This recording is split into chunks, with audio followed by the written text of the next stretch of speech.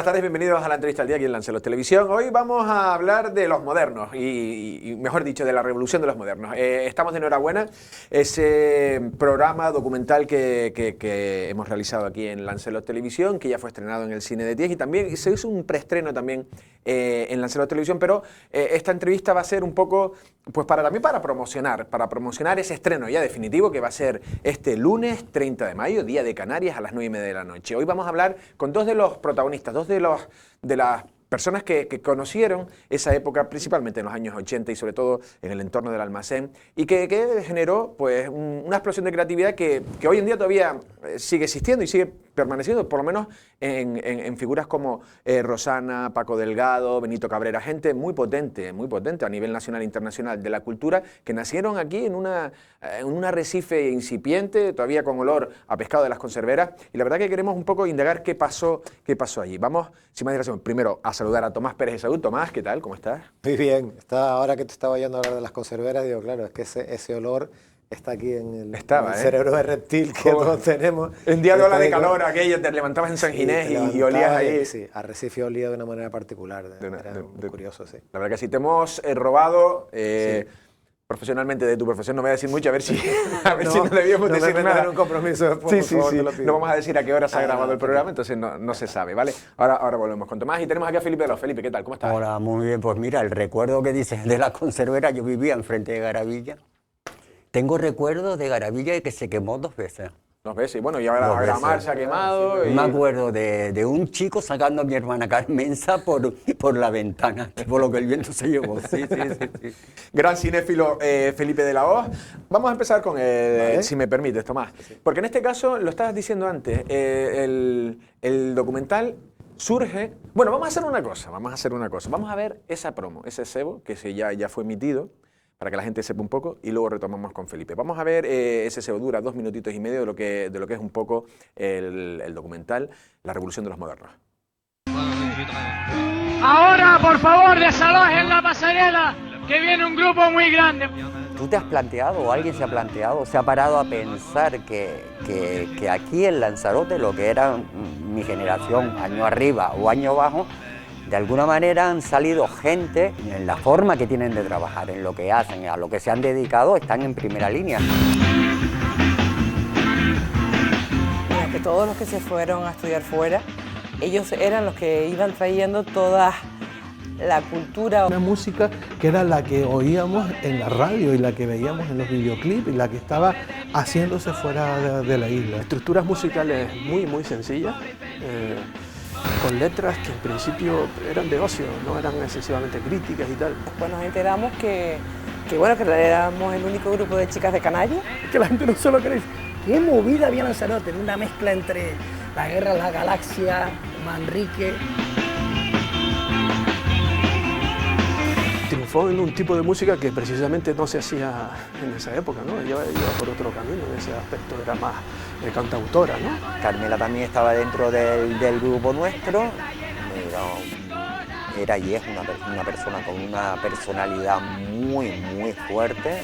Y entonces, bueno, qué talentazo también. Es decir, ¿qué voy a decir? Si Benito es una maravilla. Paco Delgado siempre lo relacionaba con Pedro Paz, era como muñeca. Pedro Paz era una persona con un sentido de la estética del diseño que era alucinante. Ese uso recreativo de determinados fármacos que les robaban a las madres, que las tenían, los antidepresivos y todas esas cosas que ya estaban en el mercado, eran fármacos. Se caracterizaban casi todos por vestir de negro, por teñirse el pelo, maquillarse. Dice, no, a ver, María, ¿qué te vas a poner hoy? Y me hacen una falda de plástico así, ¡fla! Yo creo que los modernos básicamente lo que era esa adolescencia, esa generación adolescente que se crió al amparo, por ejemplo, efectivamente del almacén. Ella que está llena de silicona, enamorado de mi comadrona. Ella que está llena de silicona.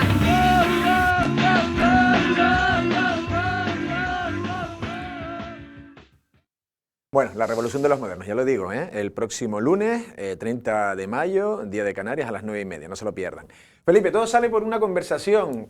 Fuiste invitado, al igual que Tomás, a Plano contra Plano para hablar de cine. Y hablabas tú y decías, y luego lo expresamos en el documental, lo decías tú, que poca gente se ha parado a pensar que de una población pequeña, de lo que estamos hablando, de una economía basada todavía, bueno, ya el turismo ya estaba, pero todavía la pesca, la agricultura, y surgen 5 personalidades que ahora mismo, o sea, estamos hablando de un Paco Delgado que ha sido 2 veces nominada a los Oscars, Rosana es líder mundial, por decir de una manera, de la música española, Pedro Paz, Carmela y Benito. Cuenta un poco por qué te hizo reflexionar, ¿no? Y que si eso es lo que es el germen de esto, que luego ya iremos a qué pasa para que pase esto.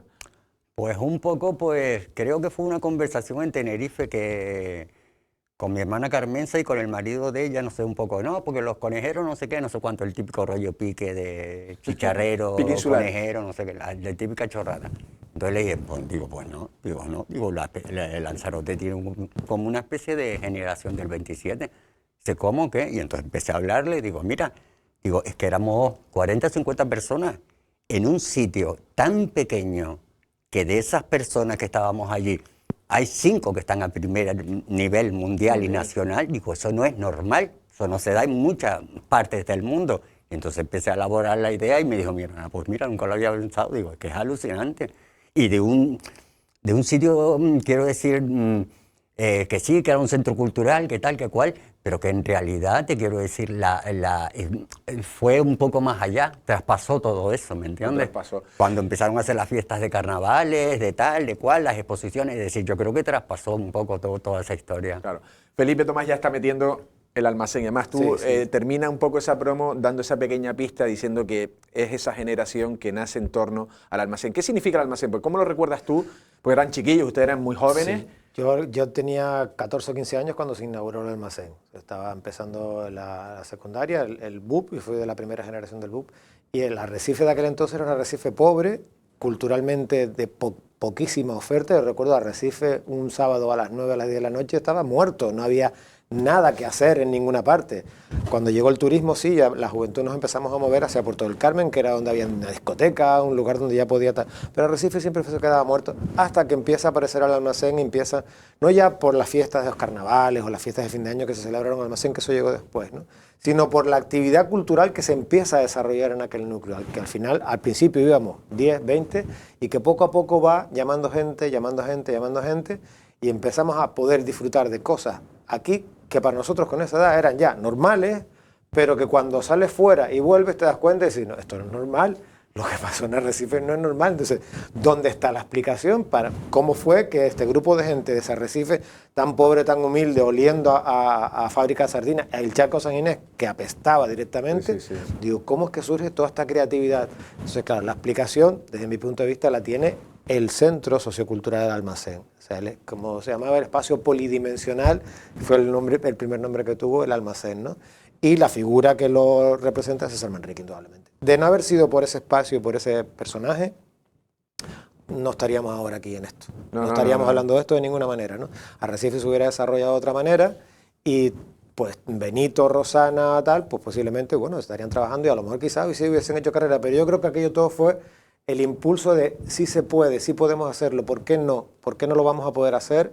Yo tengo la actitud, tengo el interés, puedo acceder a los conocimientos, tengo la voluntad, voy y lo hago. La verdad que sí, porque lo digo, no sé si es Maxi el que lo dice, que en la última parte ya no solo se va a hablar al almacén, sino a la figura de César, ya, o sea, todo, también incluso que Rosana esté donde tal, tiene algo que ver la aparición de César Manrique por el almacén y demás. Pero también en el sentido, Maxi llega a decir una cosa así como que César Manrique lo que permitió es una modernidad, en un disfraz, haciendo cosas, y entonces la gente empieza a copiar, decía, y que empezó a ser normal hacer las cosas, maquillarse, hacer cosas que a lo mejor en otros sitios por pudor no se hacían. No sé si ese tipo de decir, si ellos lo pueden hacer, y esos cuando luego iban a Madrid, no sé si lo dices tú también, la gente en Madrid lo flipaba con la gente de aquí. Claro, es que yo creo que... Yo tengo una anécdota, por ejemplo, de uno que vivía en Madrid que me dijo, yo recuerdo un día de ir al almacén y eran como las 12 del mediodía y estaban tú, Pedro Paz y no sé quién más bailando el Into the Groove de Madonna a las 12 de la mañana, es decir, con el vídeo puesto allí de cuando salió en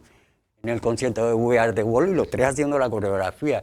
Es decir, era como una especie como de refugio cultural para hacer lo que te diera la gana, ¿no? Y estaba de alguna manera casi todo permitido, ¿me entiendes?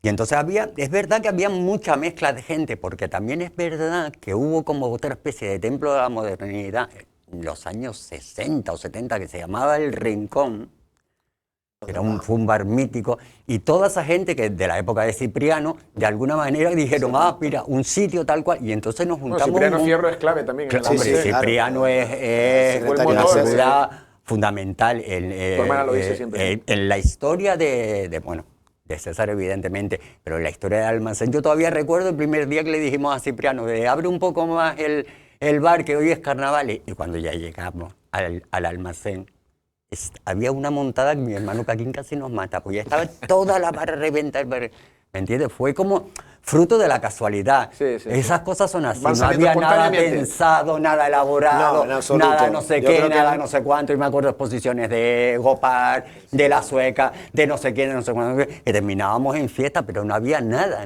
Es que eso lo quiero poner también, y lo decía tu hermana Carmenza, que decía, tú ibas al bar, porque al bar hay que divertirse, dice, pero por el camino te llevabas una exposición, una conferencia, conocer a alguien que a lo mejor luego te podría ser interesante, ¿no? Es el ejemplo que te ponía yo antes del Café Gijón en Madrid. O sea, alrededor de un café, de un bar, de un punto de encuentro se genera mucha dinámica. Poder disfrutar de una exposición o de una película y luego bajar y estar en el bar y poder comentar y sentarte con los amigos, porque si el bar no existe, pues tú terminas de ver la exposición, terminas de la película y te vas a tu casa. Pero si existe el bar, oye, nos tomamos una caña, nos tomamos un vino, tal, ¿y de qué te vas a poner a charlar? De lo que tienes al lado, porque es de donde vienes, ¿no? Y eso generaba la posibilidad de, oye, tengo una idea al respecto de esto, oye, pues yo conozco a tal persona, pues, y se va creando una sinergia, una dinámica que da como resultado el que después empezaran a aparecer exposiciones, obras de teatro, performances, cuando yo creo que el término ni estaba inventado en aquella fecha, y ya hacíamos performances en el tal, ¿no? Se hacía microteatro cuando el término no estaba acuñado, porque era el espacio que teníamos, ya sabes, hoy no existe ya el escenario del almacén, ya se desapareció, pero allí había un escenario mínimo y allí se representaban obras. Y por allí pasó Alberti, por allí pasó un montón de gente. ¿Quiénes recuerdan ustedes que pasaron por ahí? Mira, yo tengo una anécdota, ¿sabes? Brian Eno, de Roxy Music, el autor de Con Bowie, de Héroes y tal, una vez llegó por allí, no sé qué, para pedir una especie de permiso para estar 3 días en el Timanfaya. Y entonces ya en aquella época iba como con una caja y entonces al final le preguntamos, ¿qué es esa caja? Dice, no, estos son como sonidos que a través de la mano siento decir. Y comimos con él. Y entonces, pues bueno, pues nada, al final no sé qué, le dije a Cipriano, pregúntale si conoce algún español, no sé qué. Y entonces dice, bueno, Julio Iglesias y tal, dice, pero el otro día de repente cuenta, me quedé dormido en México y me levanté con la voz de una señora española que canta alucinante. Y yo digo, esa era Rocío Jurado. Pero digo, esa era Rocío. Dejé el almuerzo, salí corriendo a Chácara, le traje el disco de Señores y me dijo, sí, es ella. Bueno, cuando yo bajé esas escaleras, que estaban los modernos de la música fisco, el otro, ¿qué? No sé qué. Digo, mira, le gusta un español. Y empezaron todos, digo, no. Y entonces dice, ¿qué es Rocío Jurado? Digo, sí, Rocío Jurado. Pero me acuerdo de ver a Lynn Saint-Kem también. Cierto, sí. Me acuerdo de ver a Nuria todavía a Nuria Esper con Víctor García. Almodóvar, por supuesto, ¿no? Almodóvar, que vino unos carnavales, Eusebio, Marsillá venía mucho con las niñas, que me acuerdo que les encantaba las gracioseras. No sé la cantidad de gente que pudo pasar por el almacén. Por el almacén, ¿no? La verdad que sí. La verdad que sí. Primerísimas figuras que además te permitían disfrutar de ellas en un entorno familiar, en tu entorno. Cercano, no que tú vayas a su entorno, les veas en una tal y te quieras acercar a ellos, sino que estaba allí cenando o tomándose una copa al lado tuyo. Entonces, y formaba parte de tu normalidad. O sea, no te extrañabas que de repente estuvieras un día y encontraras una figura mundial ahí sentado, lo mirabas, ya ni saludabas, porque de alguna manera aquello era como tu casa, ¿no? Entonces, en ese ambiente, yo creo que era el ambiente propicio para que todo esto sucediera después, ¿no? ¿César ahí? ¿César estaba pululando por ahí? Sí, César siempre estaba. César era de participar. Es verdad que luego se recogía pronto, no que tuviera como nosotros hasta que cerrábamos las noches. Pero sí, César, una novelería de esa le encantaba. Sí, la verdad que le encantaba. Quiero hacer un paréntesis porque de los 5, vamos a decir, este repóquer de Ases, está Rosana, está Paco Delgado, está Benito Cabrera y Carmela. Todos viven, pero falta uno, que es Pedro Paz. Y una de las... yo no lo conocí personalmente. Una de las, no sé, sensaciones que me da es que casi algunos de ustedes, de los que hablan, era quizá el mayor potencial creativo. Quizá era... Posiblemente Pedro Paz era... Sí. Y que quizá podría haber tenido una carrera... Yo creo que de todo, el más intenso. Pedro era intenso artísticamente, estéticamente, verbalmente. Pedro no pasaba desapercibido de ninguna de las maneras. Era un personaje impresionante, ¿no? Además admirable, luego además encima cariñoso y generoso. Y no sé, era siempre... Yo creo que lo envolvía un halo de algo extraño, pero no pasaba desapercibido de ninguna manera. Yo recuerdo, no sé, en el instituto, ya del instituto, las fiestas que hacíamos de fin de curso, de carnavales o de Navidad en el instituto, que ya montábamos unos pollarrios en el escenario, que tendríamos 15, 16, 17 años cuando esa historia. Y ya estaban todo el mundo metido en el ajo. Sí, ¿no? Y ya... Pedro ya estaba en la línea, ¿no? Trabajando en Todo sobre mi madre, ¿no? Sí, no, Pedro trabajó... Yo creo que Pedro trabajó hasta Todo sobre mi madre. Sí, creo que decían Carne Trémolo y Todo sobre mi madre. Sí, no recuerdo ahora exactamente, pero creo que la última que hizo con Almodóvar fue Todo. Yo creo que tu hermana me dijo que incluso que fue clave en la elección de Antonia San Juan también. Sí, porque el personaje de Antonia es de Las Palmas, y entonces... Él le dijo, si quieres a alguien de Las Palmas, y que hay cosas que creo que son de Antonia, lo de la Virgen del Pino, cuando hace aquel monólogo y todo eso, Pedro tiene que ser esto. Y también fue clave porque Pedro trabajaba mucho los castings, cuando se hacían los castings de los actores. Efectivamente, eso sí. Y me comentó que a Almodóvar le gustaba Ramallo, y Pedro le dijo, no, está mucho mejor Eloy Azorín, y al final se decidió por Eloy Azorín. Ella estaba preparando un largometraje, ¿no? Él tiene el guión hecho con una amiga nuestra que se llama Luz Gloria López Ramírez. Sí, una cosa fuertísima, se llama La Señal. Sí, no sé si va por la... Yo vi los cortos de él, no sé si era Miranda... Miranda hacia atrás, y Mejor no hable.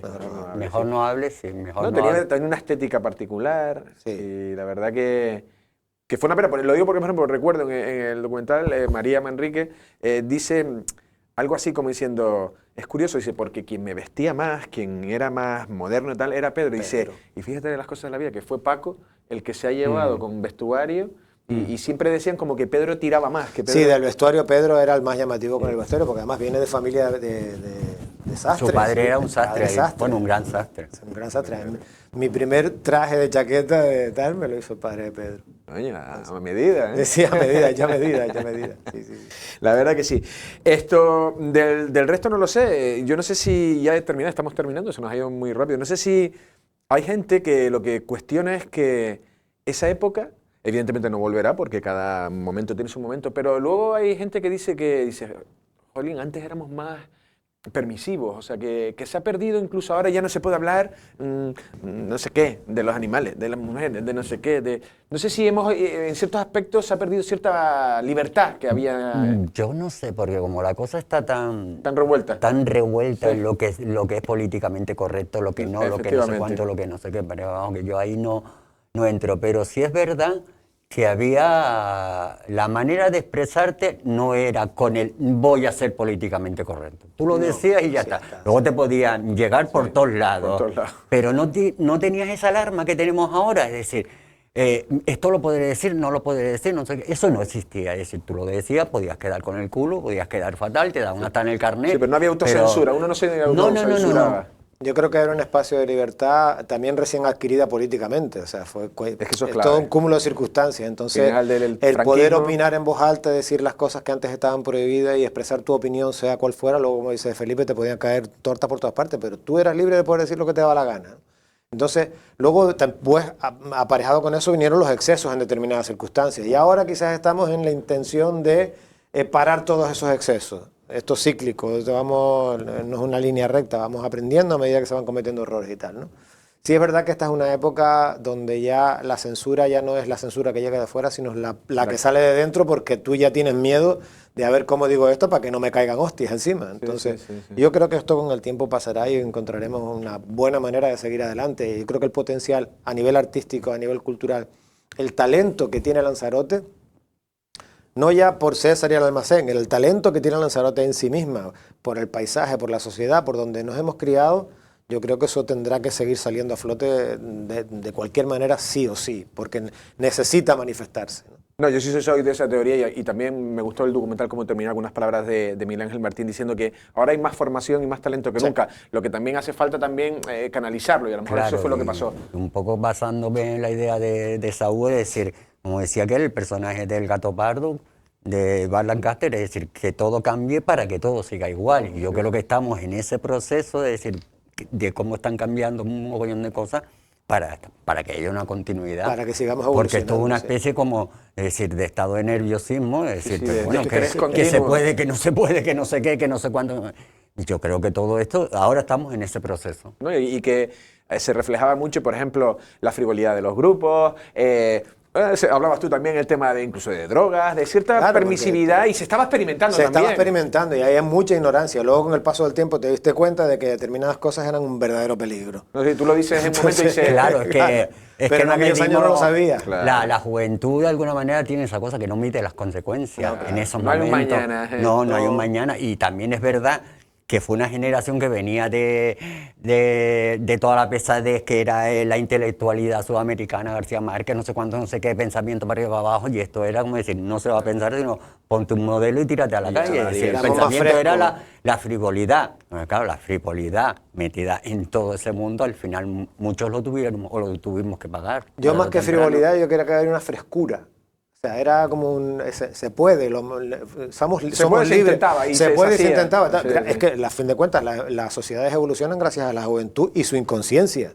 Si no es la juventud la que tira para adelante y se dedica a probar cosas nuevas, los que ya tenemos una edad nos quedamos haciendo lo que sabemos. Claro. Es la gente joven la que experimenta, porque no ven el peligro, pero gracias a que no ven el peligro, tiran para adelante. Sí. Luego, ¿qué pasa? Que te puedes equivocar, que te puedes caer, bueno, después te levantas, ¿no? Pero muchas de esas cosas que pasaron en esos años era por la inconsciencia y por la ignorancia. Luego ya cuando lo ves y ves los resultados con el paso del tiempo, dices, oye, Tati, que aquí no, que esto no, porque hace daño, porque acabas mal. Entonces, reconduce y sigue evolucionando, ¿no?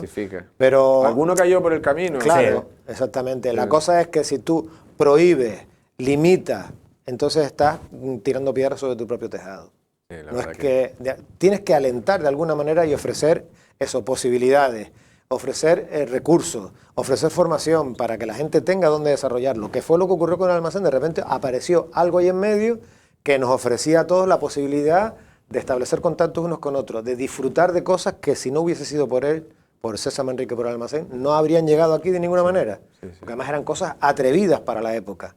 Había desnudos integrales en aquellos años. Hoy te dices tú, un desnudo integral, hasta te ponen reparo. Y estamos hablando de hace 50 años. Pero otra persona que casi nunca se la nombra, que era fundamental, como que fue fundamental, es Román. Hay un plano ahí de Román Cabrera. Román Cabrera. Un tío también, como disjockey fabuloso, como diseñador, es decir, tenía una especie de aura también, genialidad y de aura y de arrastre y de para arriba y de para abajo con la gente que era, vamos, alucinante. Y sale muchas veces el nombre de Román Cabrera en el documental. Bueno, ellos de hecho tenían un grupo que se llamaba César Geli, creo que estaba Geli, Pedro Paz, Eli, no sé si Carmela. Pero Román. Sí. Bueno, la canción que sale es la de César Enamorada de mi comadrona. La letra es genial. Esa de ella. O la de Quiero comerme un helado de chorizo de Chaco. Se termina el documental con esa. La verdad que... Y fue un grupo que duró un verano. Y creo que la de Vuela hacia Asia, de las chicas, era de ellos, era de César Geli. Y luego eso... Eso también, el primer grupo de chicas de Canarias. Entonces, y esto pasa en Lanzarote, en esta isla. Y Mariano lo decía, yo era la cantante y dice, yo no sabía cantar. Yo no sabía cantar, pero bueno, se ponía. Pero te ponía, ¿sabes qué quieres cantar? Canta. Ya irás aprendiendo y aprendían por el camino, porque no había escuelas donde formarse. No había escuelas donde formarse. Entonces, la única manera es coger la guitarra, coger la batería y ponte a cantar. Y ya el oído se irá adaptando, escuchando, a ver qué sí, qué no. Luego, por supuesto, después llegaban los que ya tenían una cierta trayectoria, un recorrido musical, como el caso de Cipriano, que te decía, no, por aquí, porque ya te veía, pero te ayudaban. Había una generosidad también en todo el ambiente de los que eran un poco mayor que nosotros, Nadie ponía cortapisas, nadie te negaba nada, todo lo contrario. Incluso lo recuerdo con César interesado. ¿Qué es lo que están haciendo? Ah, pues mira, vayan a tal sitio, hablen con tal persona. Te daban enseguida, desde que te veían que tú tenías la voluntad por hacer algo, lo que hacían era arroparte, ayudarte, empujarte para que siguieras en esa línea, ¿no? Pues No había comentario de, a ver, ¿qué es lo que estás haciendo ahora? No había un comentario despectivo al respecto Sí, no de había nada de lo que previsiones. hicieras, por loca que fuera la cosa que estuvieras haciendo. La verdad Que que mira sí. que hicimos un par de locuras buenas. No, sí, yo creo que también, no sé, deben los ayuntamientos, los centros cívicos deben de también de asumir un poco, Probablemente. a veces mucho folclore, muchas cosas de antiguo, que el folclore, que No, todo tiene cabida. al Todo revés, tiene cabida y mezclarlo. además hay que cuidarlo porque a fin de cuentas venimos de ahí, son nuestras raíces y eso hay que protegerlo. Pero también hay que mirar hacia el futuro, mirar hacia adelante. O sea, si estamos todo el rato mirando hacia para atrás, nos convertimos en Pues vamos momia, para atrás, pues vamos en para atrás. momia.